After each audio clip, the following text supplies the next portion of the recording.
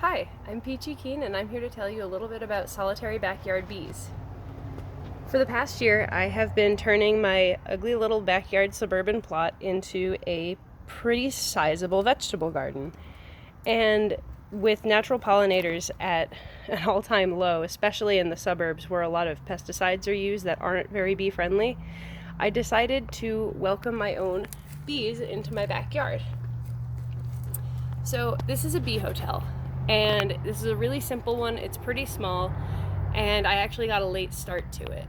But the top section that's active is for leafcutter bees, which are really tiny little guys that lay their larvae or lay their eggs and later the developing larvae inside cocoons made out of cut leaves and petals.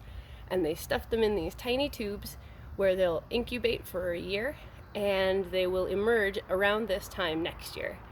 My job is to take them in the fall, make sure that the cocoons are healthy and they don't have any bugs or fungus or anything growing on them. I'll store them in a little mesh bag and then I'll put them back out in May so that they can hatch and go on their merry way.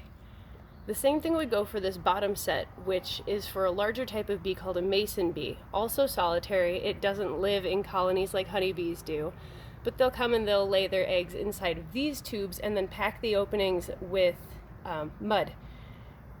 And then the same process goes. I'll harvest the cocoons in the fall, make sure that they're clean, and then set them back out in early spring so that they can harvest and pollinate the early crops.